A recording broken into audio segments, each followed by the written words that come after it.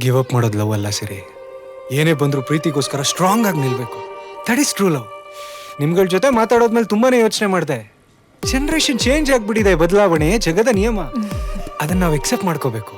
ಅದಕ್ಕೆ ನಿಮ್ಮ ಈ ಕಂಡೀಷನ್ ನಾನು ಒಪ್ಕೋತಾ ಇದ್ದೀನಿ. ಸಿರ್ಫ್ ತುಮಾರೇ ಲಿಯೇ ಸಿರಿ.